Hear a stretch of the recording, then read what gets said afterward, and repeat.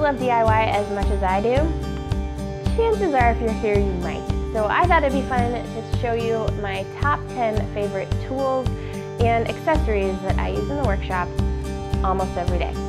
Let me show you.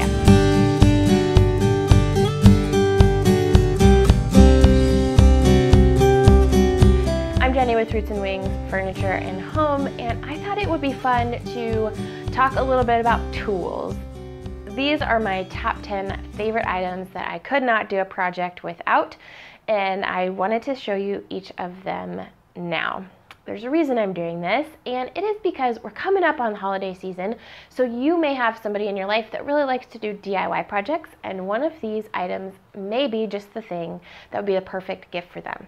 Also, if you are looking for some of these tools yourself, Black Friday specials are some of the best times to buy these tools. They often are not on sale other times of year, so if you have some things in mind that you're looking for specifically, it might be the time to keep an eye out. So let's dive in and let me show you my top 10 favorites.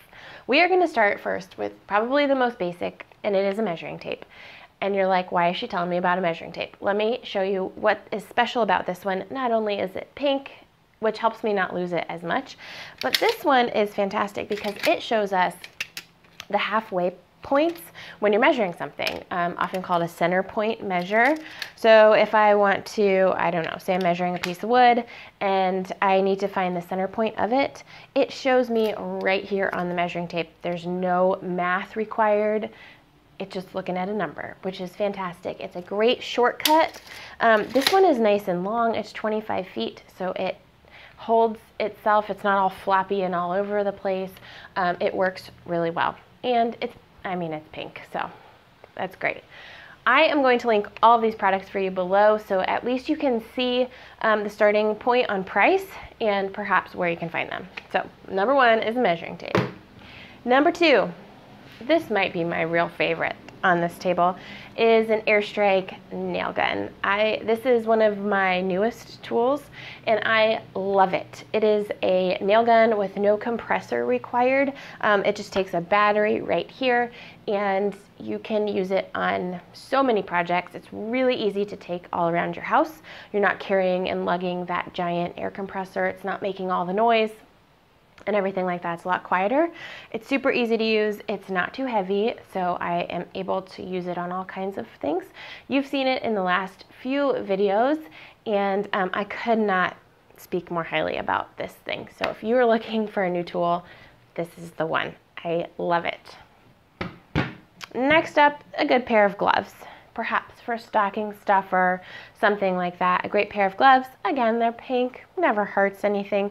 These are great because the fingers are reinforced, and I don't know, I start working on a project quite often without having gloves on until I remember these need to be in my vision, so I remember to put them on. These are fantastic. I've used them a good bit. They're getting kind of worn and dirty, but they work and they've held up fantastic to protect my fingers. My next favorite tool is one that I use all of the time, and I get asked a lot of questions actually about what sander I use.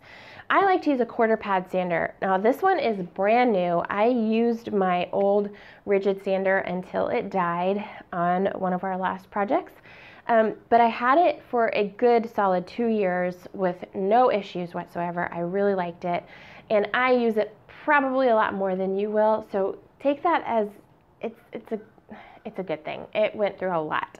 So I just bought the exact same one. That's how much I liked it. This is a rigid quarter pad sander. I like that it's a quarter pad instead of an orbital. You don't have to buy special sandpaper. You just get a big container of the sheet sandpaper and rip them to size. Use it on here. My other favorite thing about this one specifically is that my shop vac will fit right where the dust collector goes. I can turn on my vacuum, and as I'm sanding, it collects all the dust. It fits really well without any special adapters or other equipment, so it makes for a great system to be sanding, even if you're working in your garage or in a space you just don't want to get all dusty. So I love the rigid quarter pad sander.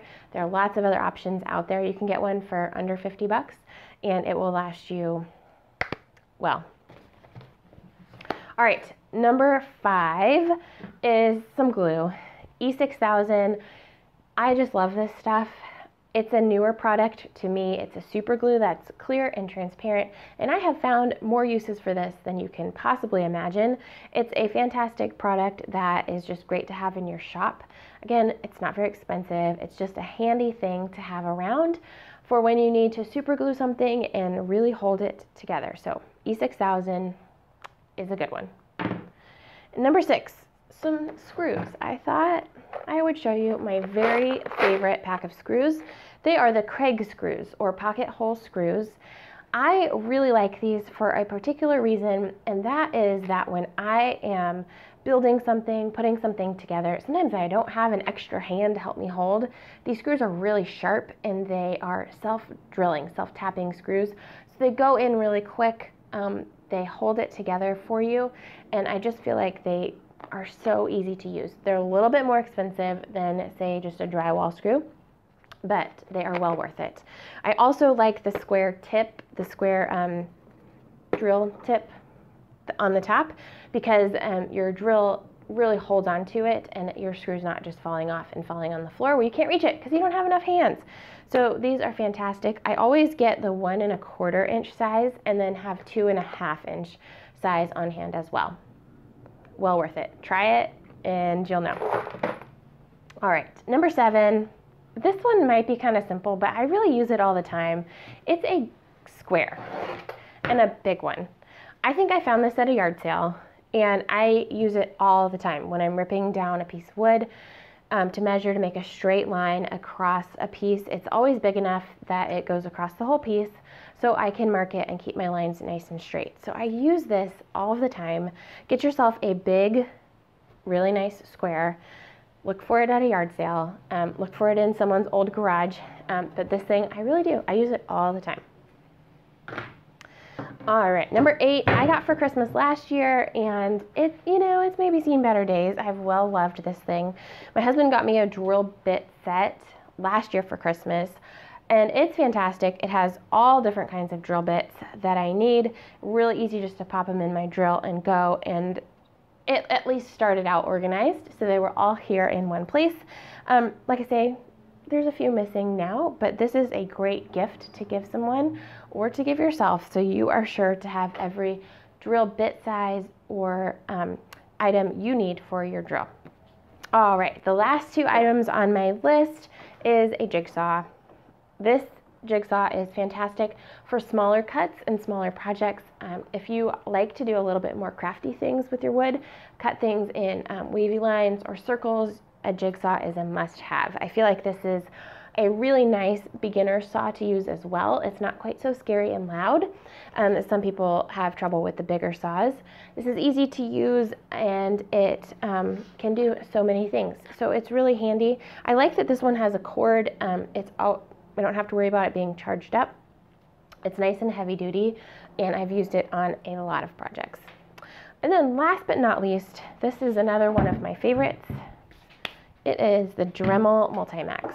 I got this a couple of years ago, and we've used it on a ton of house projects. It's an oscillating saw that has a flat blade, so it's fantastic anytime you need to cut baseboards or cut a square out of a board to get a really flat, sharp cut.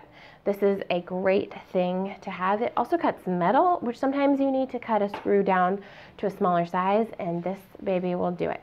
Again, it's not very scary. It's a great thing to have around and will be really a lot more beneficial than you may think. So I'm glad to have this. We use this one a lot as well.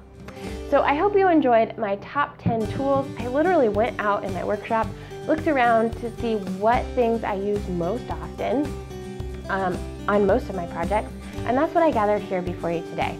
Again, don't forget all the links will be found below so you can start taking a look at them. And then don't forget to find the specials and sales that they have coming up at this time of year so you can outfit your toolbox just like mine. Thanks so much for hanging out with me today, and we will see y'all next time.